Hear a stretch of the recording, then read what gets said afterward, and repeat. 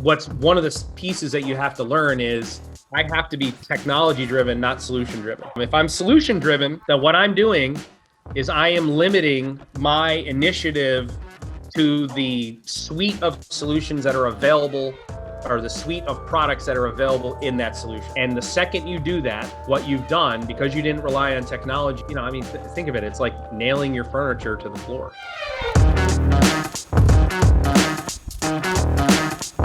All right, so in this video, again, we're going to touch on something again that I talked about in Digital Mastermind a little bit, and in we talked about in the mentorship program.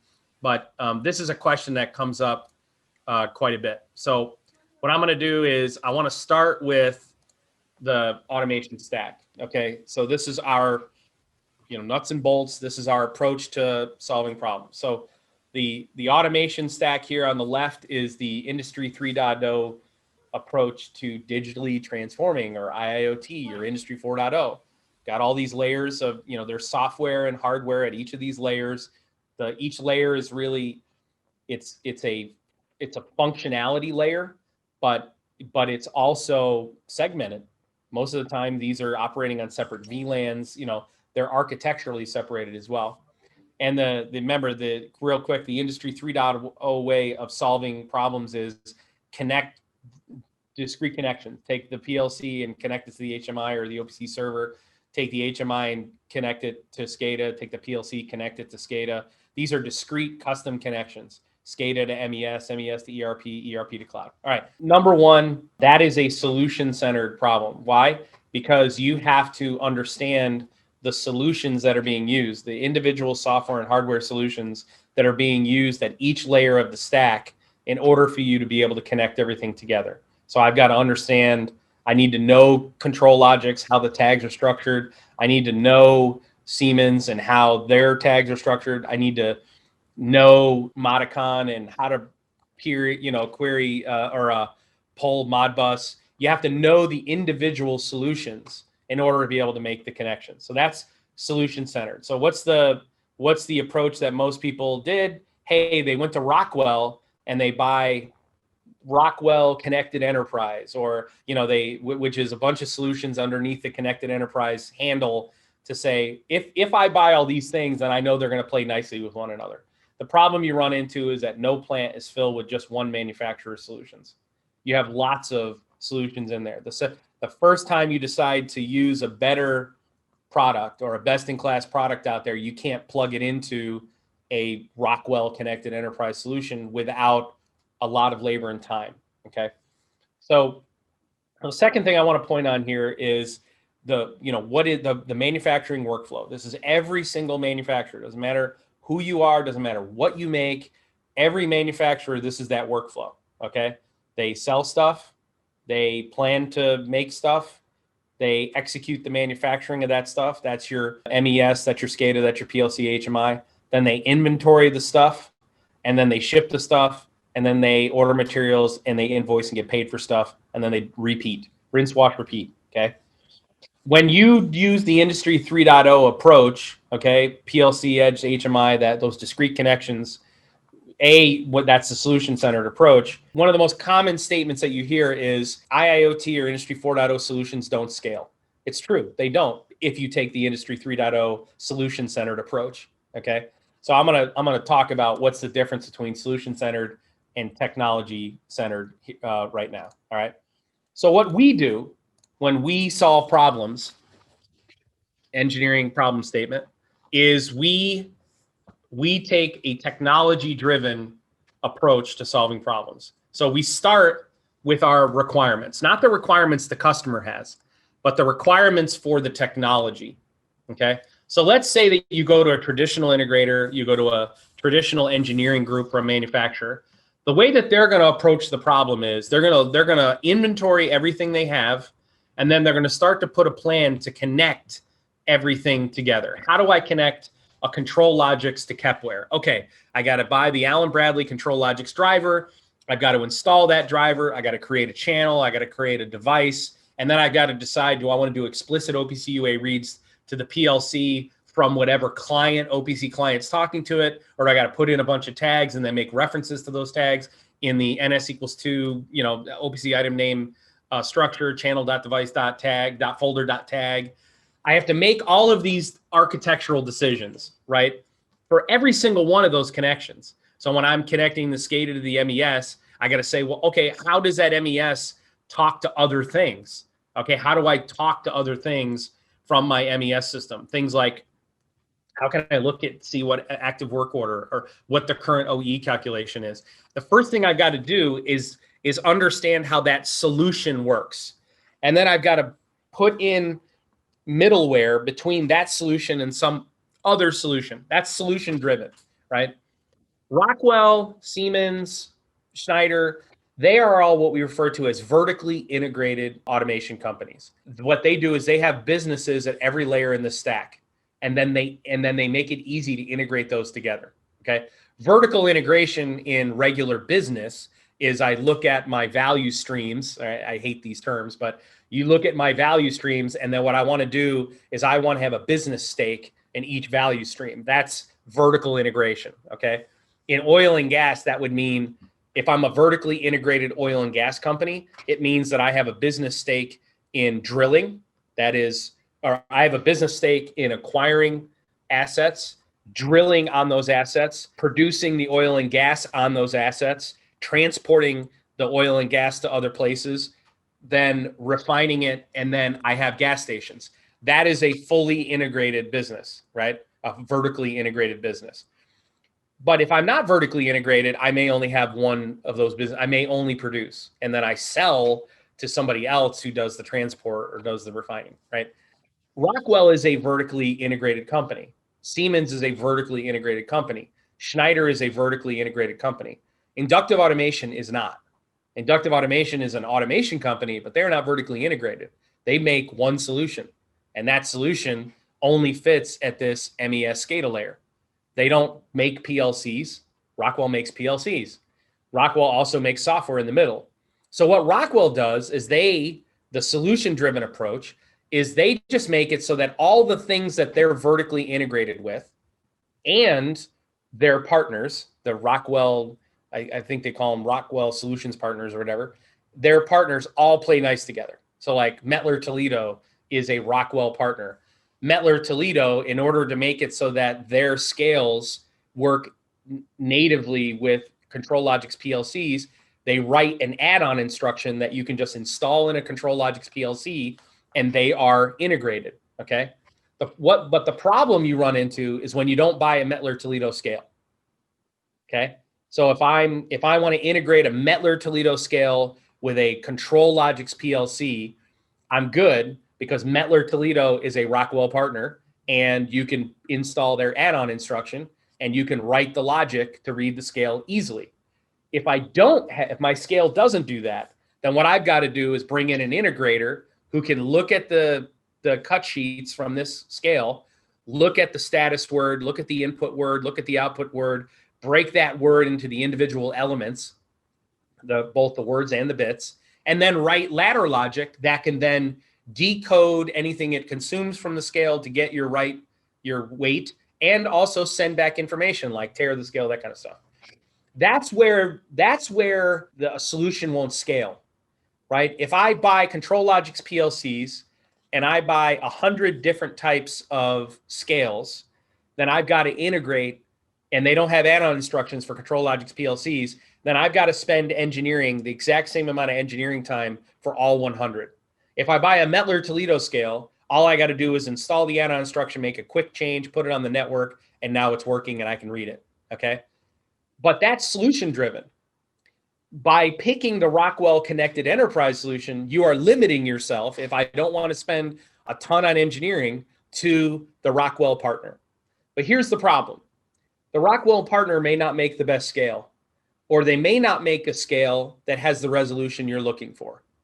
Okay. And so now what I've got to do is I have to weigh whether or not is the money I'm going to spend for this other scale that does exactly what I want, the money I got to spend in additional engineering, bringing it into this solution, is that worth it over going back to Mettler Toledo and trying to twist their arm? Well, if I'm Ford or Toyota, I probably have the buying power to convince Mettler Toledo to create a scale that's got higher resolution, but it's economy of scale, right? All right, so that's solution driven. These are real, what I'm laying out for you right now, those are real use cases that I'm laying out for you. This is real stuff that you run into. When it comes to Industry 4.0, what inductive, or not inductive automation, Rockwell does is Rockwell is a vertically integrated business. They're not the only ones who do this, by the way. They're a vertically integrated business, and they're saying, we can give you a connected enterprise as long as you use our solutions at each layer of the stack. Here's the problem with that. No engineer is going to tell you that Rockwell makes the best solutions at each layer. In fact, Rockwell actually makes some of the worst solutions at some of the layers. Like the Factory Talk platform, Factory Talk View, is trash. Most of their software is trash. No one is going to tell you that their Pharma Suite solution is an amazing MES system for life sciences companies. No one's going to tell you that. Literally, not a single person. Even the life sciences companies that partner with them are not going to tell you it's an amazing solution. It isn't. There are better solutions out there. But if what I want is to digitally transform my business, and I'm being solution driven, then I'm really kind of stuck with what they've got. Otherwise, I'm not going to be able to scale unless you become technology driven, which is the way that we approach our problems. So let's talk about technology driven. All right. So when what we're saying is we're going to come up with a technology stack. We're going to design a technology stack based on some basic requirements. And we're going to say that any piece of software, any piece of hardware that we want to connect in our digital enterprise needs to meet these minimum requirements. Okay. And it has to support the technology we've selected. And as long as it supports that technology, then we can use it. If not, we know that that's going to be a piece that we've got to put a gateway in between. We may have to do some actual integration to turn a legacy piece of hardware or software that doesn't support our technology into a endpoint that does support our technology, right? But you don't want to have to do that at every layer in the stack for every single discrete connection. Otherwise, you'll never get done. All right. All right. So here are our requirements when we are helping a customer digitally transform. Number one, they're going to settle on a technology that is report by exception. So what that means is that the software, if we're going to report to a unified namespace or we're going to report to a data lake or whatever, we're only going to report what changes. Okay. We're not going to send you a report if a data point didn't change. We're only going to send you, hey, value changed. And what's the new value? Number two, it's going to be edge driven. That means that the smart thing in your factory is going to push the payload. It's not going to be pulled. That goes to scalability, okay, and efficiency. Same thing with report by exception. Number three, has to be open architecture. What does that mean? And this goes to the Rockwell solution piece. Rockwell is solution driven. Their connected enterprise is solution driven. That is, Rockwell uses proprietary technology to share information, mostly proprietary technology, to share information between each of their vertically integrated products. Okay, that's the value they're trying to sell to the market.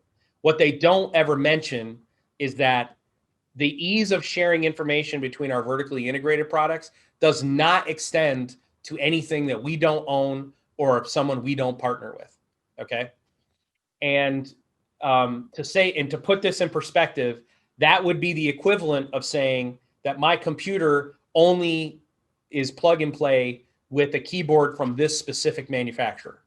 But the second you want to use a keyboard from this other manufacturer, then when you plug it in, the first thing you got to do is write a bunch of code so it knows that you push the W key.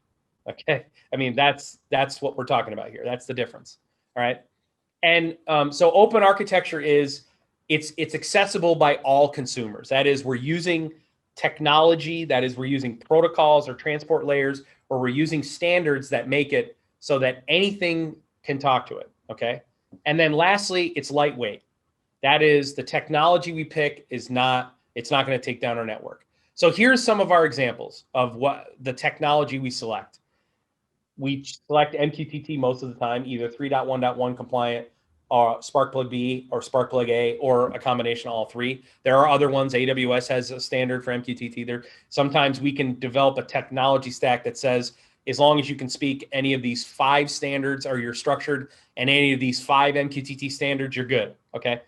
Well, we start with transport, which is MQTT for us most of the time. Sometimes we use DMP3, we use LoRa. There's a lot of options out there that meet those minimum 4 requirements for our technology stack. Piece 1 is we do MQTT, mostly 3.1.1 and Spark B, which is the standard for industrial data written by the Eclipse Foundation. Number 2, we use a unified namespace. Unified namespace is single source of truth for all of our data. Okay, so that is all nodes in the ecosystem are producers or consumers of data. That is technology driven. Technology driven is we're going to use MQTT 3.1.1 and Spark B with a unified namespace in a hub and spoke architecture, and any solution you use anywhere at the stack has got to be able to plug into that. Right now, we're working with a customer. We spent the last 6 months, huge enterprise customer, 50, 60 plants globally. They do, 100 billion in sales a year, just enormous.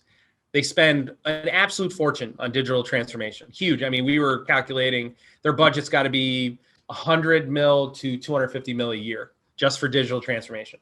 Now, we're not automation, just digital transformation. First thing we did the last 6 months is we evaluated everything at every layer of the stack.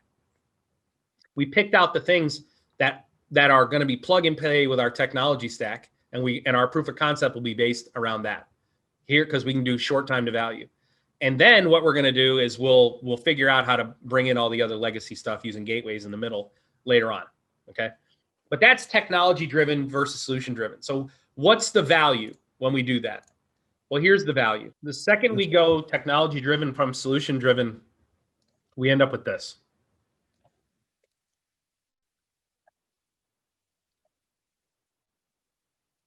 Each of the layers of our business are plugged into a unified namespace, technology driven, right?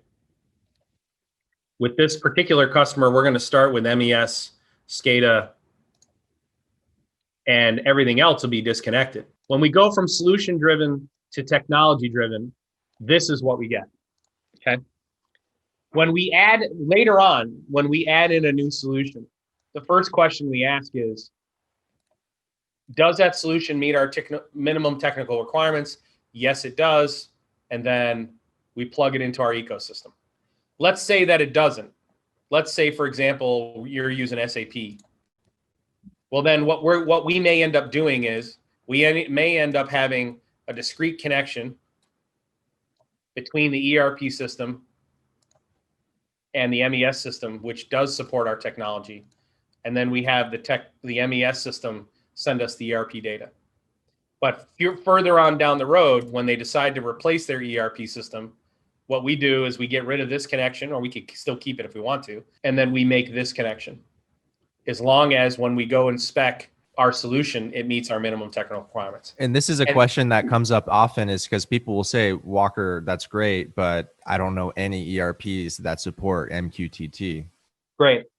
Yeah, actually, I do. There are several. But one of the things that you guys need to understand, and I actually had this question, answer this question, is we're not getting rid of all discrete connections, but we're getting rid of most of them. What'll happen is, as you develop future solutions, what you're going to do is say, oh, wait, we're going to plug into the UNS. Let's make sure it meets the minimum technical requirements. Why? Because when, we did a video the other day, most of you guys don't know this, but on the mentorship program, on the mentorship call a few weeks ago, or last week, I think it was, I showed what the potential engineering value to this was. Okay. What we did was we had 20, 30 mentors all over the world on our call, and we had them create nodes at their workstations and plug into a unified namespace in an 1.5-hour call or a 2-hour call, however long it was, or maybe that was Digital Mastermind. In one of our calls, we did this, and it was in Digital Mastermind. We had everybody plug in, and in an 1.5 hours, we had everyone publishing all their data into the same unified namespace in the cloud, and they were consuming it all. So they were seeing everyone's data from all over the world and we set up the entire technology stack in 90 minutes, give or take. At the very end of what I did was I did that exact same presentation last week with a potential client. And what I did at the very end was I took one of our other customers who gave us permission to do this. We took their entire plant, one of their plants that was already constructed using our technology stack, and we plugged it into the ecosystem in 30 seconds. And literally on this demo, when I was showing them, I had like 4 simulated plants. And then I said, and just to show that, you know, I'm not doing any chicanery or tricks with the simulators, I'm going to plug a plant totally unrelated to what we're doing into this. And I said, hey, Michael, will you turn it on? And he did. And we had set it up in 30 minutes before we got on that call. And that plant published every single piece of data from its unified namespace into our unified namespace in the cloud. And we were able to browse through, show active work orders, what are the specifications for every job being run at that time, active OEE, total lifetime counters, you name it, efficiency calculations, profitability calculations, inventory information, the whole deal. And we did it in 30 seconds. And because it was organized in the ISA 95 structure, it was able to merge in. So a real world example would be if customer A bought that, acquired a plant, they could bring in that technology in 30 minutes. Correct. Yeah. Absolutely. And the thing that was impressive to me was once you connected it, that it was instantaneous. Yeah, the data was instantaneous. Everything. And it was something like, to put it in perspective, it was something like 11,000 topics, MQTT topics. It was the whole enterprise. It was all fair. It was the whole enterprise, which was a single plant. Because we've only done one plant so far. The whole plant, all 4 areas in the plant, all machines in all areas, and all MES, all ERP, quality, scheduling, you name it. Even one of the topics at every single machine was the elements and parameters for every dashboard that the operators were viewing at that moment. So we even knew what they were looking at. And we did that in 30 seconds. And there were 40 people for this customer on that call, I think, give or take, Vaughn, right? There were 40 people all over the globe were viewing our demo.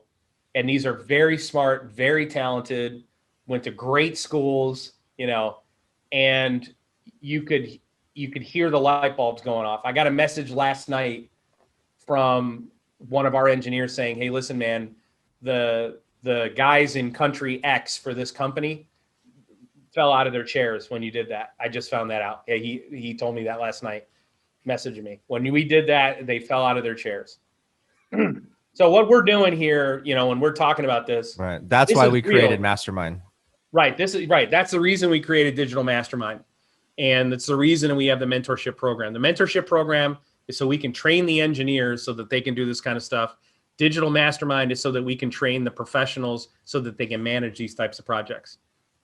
But what's one of the pieces that you have to learn is I have to be technology driven, not solution driven. If I'm solution driven, then what I'm doing is I am limiting my initiative to the suite of solutions that are available, or the suite of products that are available in that solution.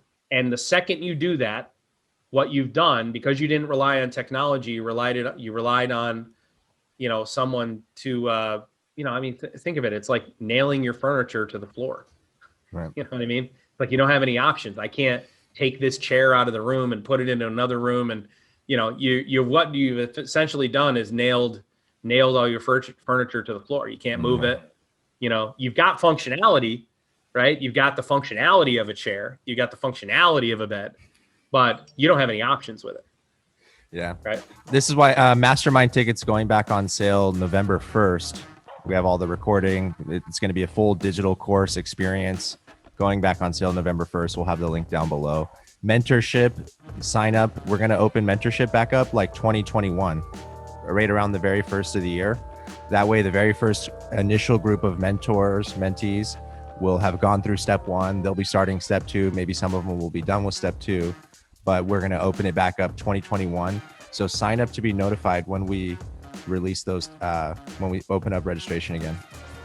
And one of the things we're going to do, another question that I get out of this type of part, so Walker, why technology driven over solution driven? Hopefully I've made the argument, and the light bulbs came on in the previous video where we talk about solution driven versus technology driven.